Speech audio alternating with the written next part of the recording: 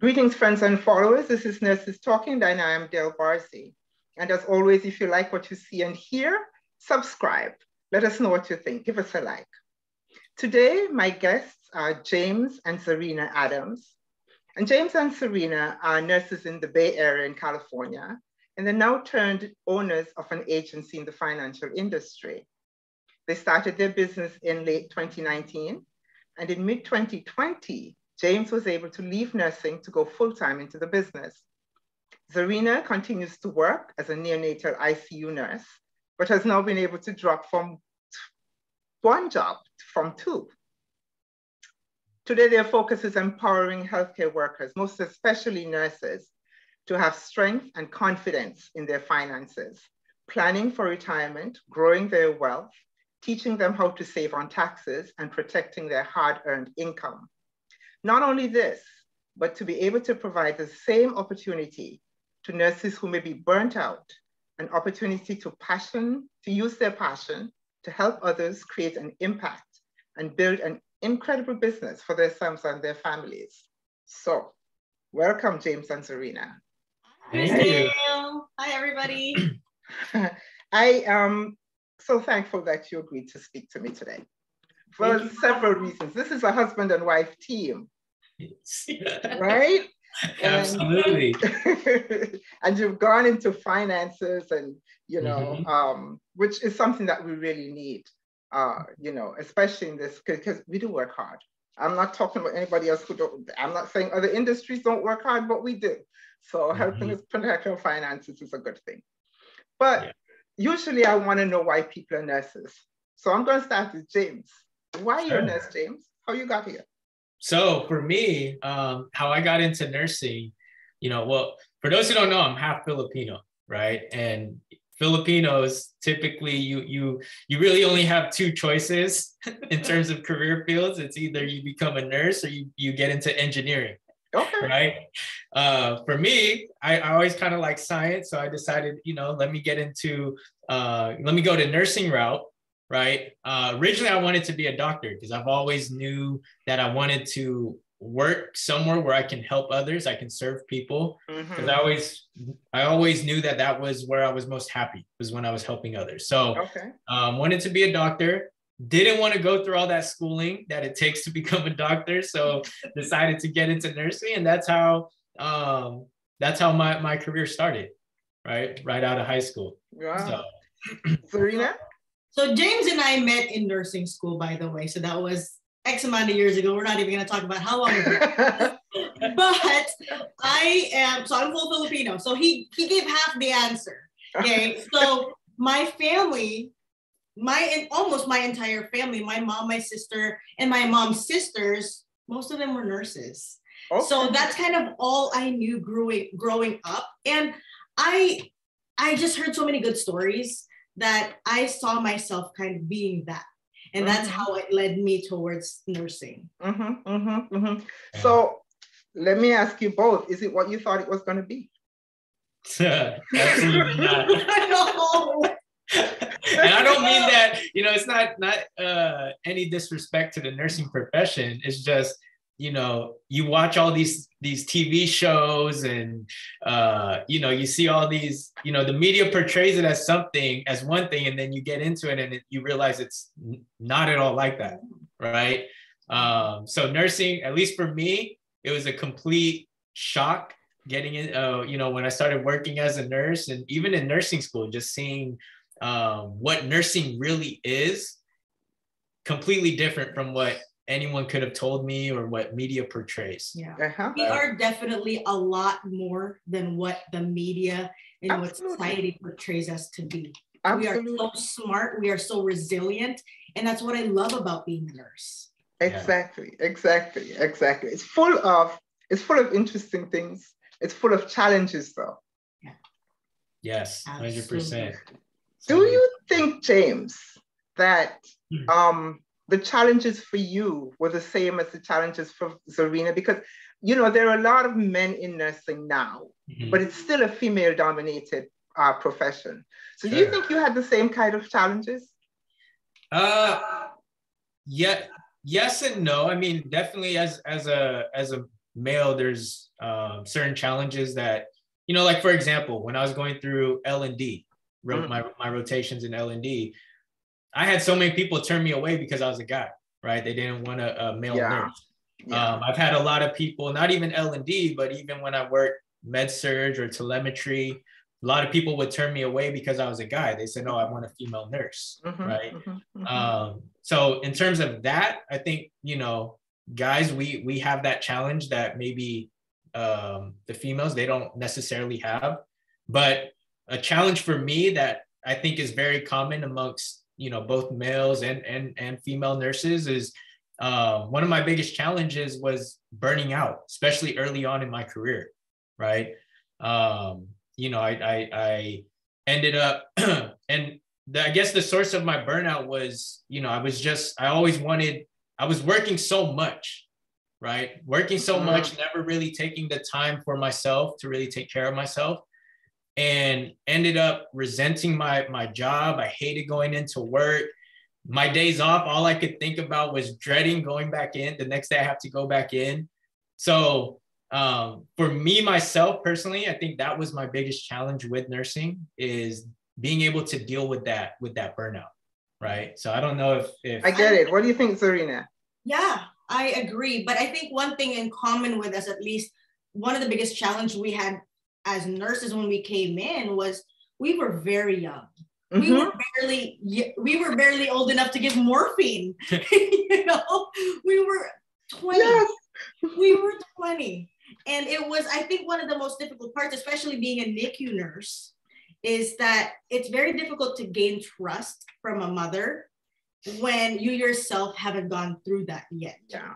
Right? Yeah. It's very difficult to do that. But you know, one thing I learned is that you've got to be gentle to yourself. You've got to be able to give yourself the time and the experience that you truly need to gain that confidence in other people. You know, I'm so glad that you learned that so early. Because, you know, very often we spend so much time actually just trying to do the thing that we forget ourselves for a long, long time. And we don't give ourselves the grace we need. So I'm glad that you learned that so early. So you both went into finance. Why? Of all the things that you could have gone into, finance, why?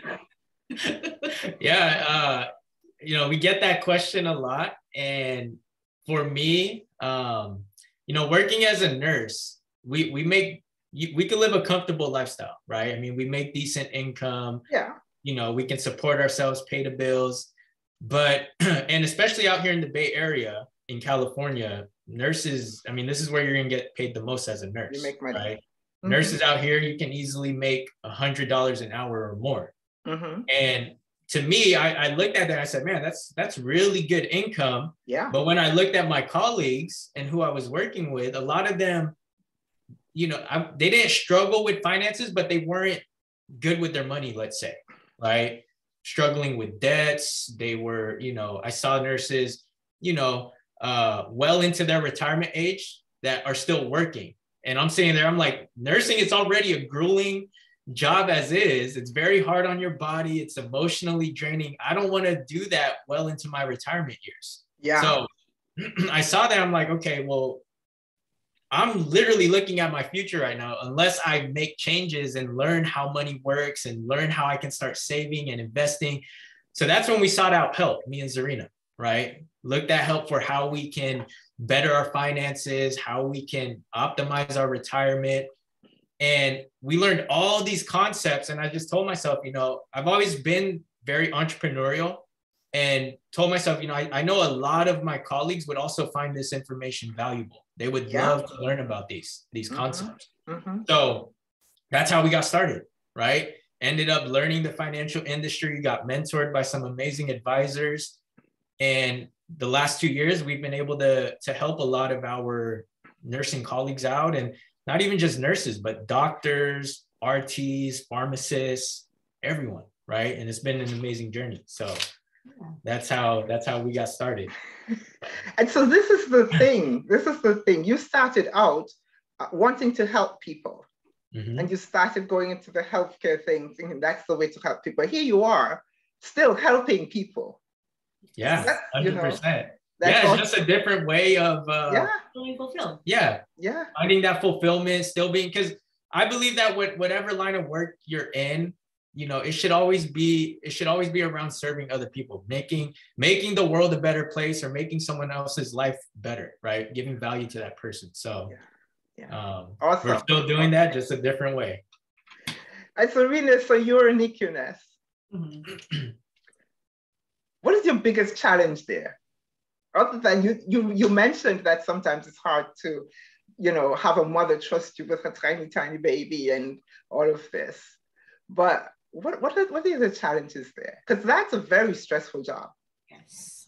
I think one of my biggest challenges is, and I'm sure a lot of maybe the NICU nurses that are here, maybe listening, could relate to this, is as NICU nurses, what we do is we watch growth.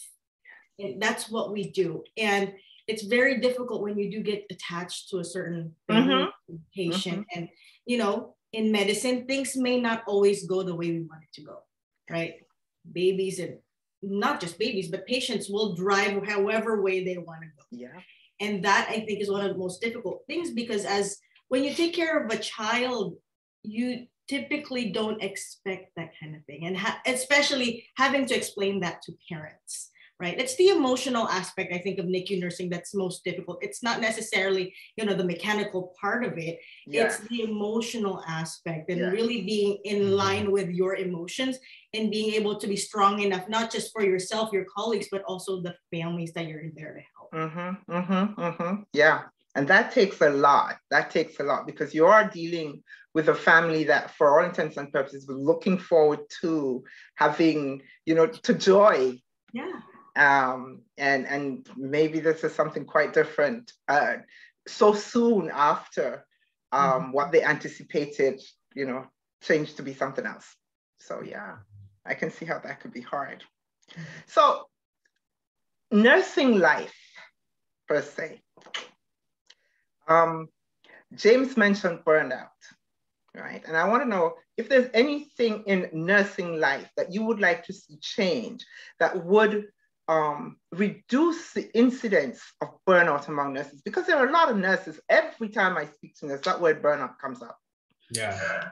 So what do you think we can do about it? In terms of burnout, I mean, number one, I think we can be a lot more supportive, and Czarina will probably touch on this as well, but being more supportive with each other, right? Nursing, it's already a tough profession. It's already, physically, mentally, and emotionally draining, that we don't need any more stress from our own colleagues, because you always hear stories about nurses eating their young, or, it's a dog-eat-dog world out there in the nursing profession. So even when I go on Facebook groups, I'll see nurses talking down to each other. I'm just like, come on, guys, we have to be able to support each other, lift each other up, right? Not tear each other down. So I think that's the first thing that we can do as a community, is start lifting each other up more, be there to support one another. But also on top of that is really knowing that you can take control of your life. If you're in a situation where you're feeling burnt out, you don't have to feel stuck, because one of my problems I dealt with was I was burnt out and I felt stuck, right? I spent all this time, spent 4.5 years earning my degree, have all this student loan debt. And then it's like, well, now I'm stuck in this profession, right? You're not stuck. You can make that decision to, turn it around, get work elsewhere, right? Or you use your position as a nurse more creatively, like how we have. Both nurses, now we're leveraging our position in finance, right? So many different ways to get out of the situation that you're in. So that would be my advice in terms of, trying to get out of burnout. I don't know if Czarina wants to touch on that. I guess I'm going to call myself out, and I'm guilty of this as a spouse, because, when we met, like I said, we were both nurses. I had this dream of us both retiring as nurses. So, the whole entrepreneurial mindset, to be honest with you, is very new to me. Yeah. Because like I said, that was my passion. That's my goal, is NICU nursing until I retire. But when James had introduced me to the mindset of entrepreneurship, there was a huge learning curve per se. So I think for me, it was learning to become more supportive of my spouse as a nurse, and him wanting to explore in other ways. Because I think some of us nurses, we try to be overprotective of the people that are trying to branch out. And unintentionally, we may say some negative things, right? And I think we just have to learn to be open-minded. We have to learn to be supportive of one another and what it is that another person's passion may be. So, yeah. And I think I would have to say that you are both very fortunate in that, you're both nurses. And so each can understand what the other is going through, and what you don't even really have to verbalize it. You each understand, so that when someone wants to move out, you can see why he might want to move into another thing. But do you think though that we actually know we're burning out? Because we're kind of conditioned to stick with stuff, right? And when I talk to people, what I realize is that they get to burnout, and myself included, before you even realize that this is what's happening, and I think I wish that we could somehow create an atmosphere, or even a space, I should say, where people feel comfortable saying, you know what, this is really taking more out of me than I can give right now, or even just help me cope with this. Not necessarily that I want to get out of it, but just help me cope with this, because I don't see that much. And I think I love what you said, Dale, because you said that like with burnout, right? It's not just one day we wake up and we're like, oh man, we're burnt out, right? It happens over time, slowly over time. And like you said, we don't necessarily realize that we're becoming burnt out. So I think it's also important for us to also be able to set those boundaries, right? Set those boundaries for yourself and say, you know what?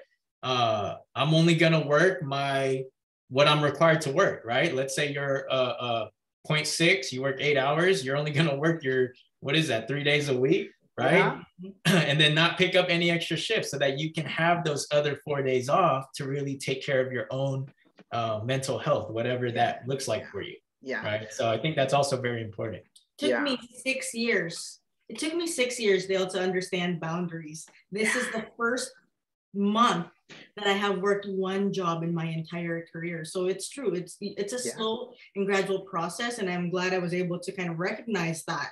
Even though 6 years sounds like a long time.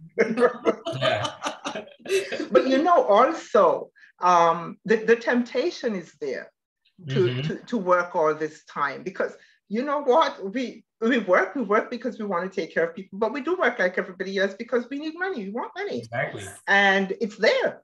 You can work if you're a nurse, you can work 365 days if you wanted to.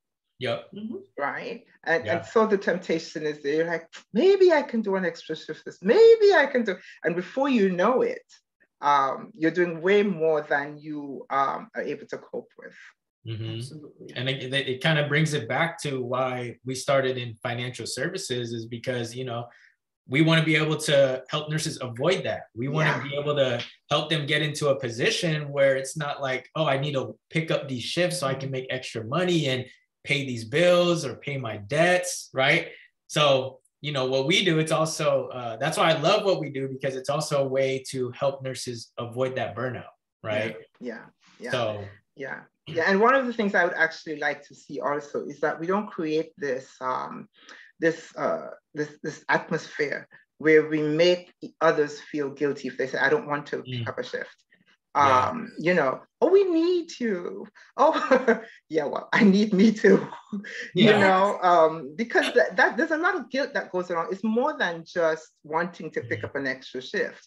Many times, people are made to feel like, you're a bad nurse. What do you mean you don't want to do an extra shift? And it's like, no, you're not a bad nurse. So I really wish we could get rid of that guilt thing. Although I understand it. I in a sense, I understand it. I understand the supervisor who calls and says, can you pick up an extra shift because, already we're down 3 people. And what is this one here going to do? I understand it. Yeah. At the same time, it's very difficult. Yeah, I think it's because as nurses, we're so giving. We always want to make sure that we help, and we feel like if we don't pick up that shift, then we're letting them down, right? And I mean, that's where the guilt, I think, stems from. Sure. But like what you're saying, that I think that also how we can solve that problem. It's all going to start with the leadership in nursing, and if you're a manager, yes, you can ask your employees, hey, would you be able to pick up this shift, help the unit out? But it's also important to not make that nurse feel guilty. Don't guilt trip them. That's right. Yeah, don't guilt trip them in doing that. So it's going to fall back on the leadership in being able to make that change, right? So one thing I really learned is that you've got to be good to yourself, because otherwise you're no good to others. You've got to be good to yourself. Yeah. And on that note, one of the questions I typically ask people, nurses, as I speak to them is, what does self-care mean to you? Yeah. Well, for me, I mean, I touched on it earlier. I think self-care to me is being able to set those boundaries, right? To be able to take the time to take care of your mental health, especially, right? But of course, your physical health, your emotional health, spiritual health, you want to take care of all of that. But especially your mental health, right? Because your mental health is gonna flow into your work and everything else in your life, right? So being able to take the time, set the boundaries. It's okay to say no, right? No, a lot of people, they struggle with having to say that word no. Yeah. But being able to say that, right? And being able to making sure that you take that time for yourself and take care of yourself, because nurses, we're always taking care of others. And like Czarina said, you have to take care of yourself before you can serve other people. That's why in the airplane, what do they tell us? When the oxygen masks come down, they tell us put it on you first. Put it on yourself first before you put it on, your kids or whatever, because you have to take care of yourself first. Otherwise you can't serve other people. So yeah. That's right. So that's for me, right? Yeah. And what do you say, Serena? I think, you know what? A face mask in a bubble bath is good every now and then. I don't deny it. I love it. But I think it's so much more than that. It is. I think it's really doing what's best for you, whether it means that, you may lose people along the way. You will lose people along the way. You will. There's no way about it. You'll lose people along the way. There are people that are not going to understand you. But guess what? It's all about you. Even if it means that you've got to pursue another passion, whatever it is, as long as you keep your sanity, right? And whatever it is, you'll find your passion in, you'll find a way to make money in it anyway. Yeah. So I have started looking at it as wellness. I stopped speaking of health care in relation to myself, actually. I started talking of wellness. So mental wellness, physical wellness, spiritual wellness, be well, Yes. Just trying to be well, not trying to get back from any place, just trying to stay well. I find it's working for me. Because, you start asking this question, when you want to do something, is this going to make me feel well? And if it isn't, I don't care what it is. If it isn't, I'm not doing it. I'm not doing it. So what words of advice? Do you have any words of advice or words of inspiration that you would like to give to someone who is considering becoming a nurse? Who's considering becoming a nurse? I think the one thing I can say is, it's an amazing profession. It's very, there's so many different routes you can take with it, right? It's not just, working in a hospital, but there's so many different things that you can do as a nurse. But my one advice for people considering getting into nursing is really make sure that you love the profession. Don't just get in it because of the money, right? Especially right now. I mean, we probably all know travel nursing, they're making crazy money. right? Some ridiculous income. And a lot of people, a lot of my friends included, they see that and they're like, man, I'm gonna get into nursing, right? Because they see that money. But I'll tell you right now, if that's your reason to get in, you're gonna be miserable, right? Yeah. Because like we said, it's a tough profession, right? Very tough profession that people, I don't think it's talked about enough, right? Yeah. I said it already. It's physically draining, it's emotionally draining, it's mentally draining, right? So it'll take a toll on your body if you don't enjoy the line of work. Yeah. Right? Yeah. So that would be my advice. But again, like I said, very great profession. So many different things you can do. It's not just hospital work, but for myself, I did clinic work, right? I worked in a clinic. I worked as a school nurse. We subscribe to this National Nurse magazine. So, and in the magazine, those articles, they're written by nurses. By nurses, right? Yes. They're written by nurses. So it's like, you can do that, right? You can be a writer. Mm-hmm. Forensic nursing, flight nursing, and then more than that, there's more entrepreneurial routes you can take as well with your license, right? Yeah. Like us getting into finance. I know there's nurses who get into the tech industry. Yeah. Right? So many different routes. It's such an amazing profession. It's amazing. Yeah. Yeah. It's such an amazing profession, but just make sure you love it, right? If you're a genuine person that you really want to help people, you're not afraid to work hard, right? This could be a great place for you. And we need more people like that, right? I agree. Ditto. So I have a question for you, Czarina, then. What would you say, if you had to describe the most essential quality of a nurse in just one word, what would that word be? Awareness. Awareness. Okay. Awareness, whether it's situational. We all know SBAR, right? Mm-hmm. Situation, background, what is it? Assessment. Yeah. But I think awareness is so important because you've got to be aware of your surroundings, right? That's basic nursing. But I think to go even deeper, you've got to be aware of your strengths, but most importantly, you've got to be aware of your weaknesses, right? Really be kind to yourself and know those weaknesses, know who you can maybe approach, maybe know your resources so that you can strengthen that, work on those things. And don't be too hard on yourself. Yeah, that's good. Yeah. Yeah, I like that. Yeah. Initially, when you said awareness, I didn't really see it right away, but then there you go. Yes. Mm-hmm. Aware of who you are. What your strengths and weaknesses are. 100%. Yeah, I think, and it's a lot of, in nursing, there's a lot of ego that goes around, right? Oh, yeah. So, also being aware of that and knowing that you don't know it all, right? And as a nurse, you'll never know it all because nursing, it's evolving all the time. Yeah, it's a lifelong learning experience, a lifelong learning journey in nursing. So you'll never be able to know it all. And, just be aware that, if you do, because we'll get ego sometimes, right? But just even being aware of that and being able to drop that ego, it's going to do wonders for you. Yeah. Right? Because, I know. But,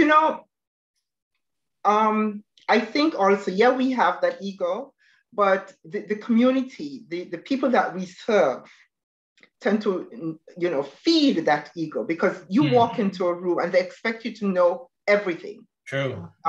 And it can't be like your answer can't be always I don't know. Yeah, that's true. And so it's a kind of back and forth thing. You're the nurse, and So I think ego can serve you good in that regard of like when. If we get into an emergency situation, there's a code going on. You have to have that ego and have that confidence, knowing that you're gonna save this patient's life. Yeah. Right. Yeah. Or so, but it could also be your enemy if you let it get the best of you, right? And you always think that you're better than the other person. That's when ego can harm you. Yeah. But I definitely agree. You need to have some sort of ego if you're gonna be a nurse. Just use it the right way. You do need to. Need to, because it needs to kick in at times. It rescues you sometimes. The example you gave about being in a code, It definitely rescues you. You just go ahead, the whole thing kicks in and you go ahead and you do what you got to do. If you're going to shake, you shake afterwards. Yeah. Yeah, not in the middle. Oh my God. James and Czarina, thank you so very much for talking to me today. I really appreciate your time. Thank you so much. Have a blessed day. You as well.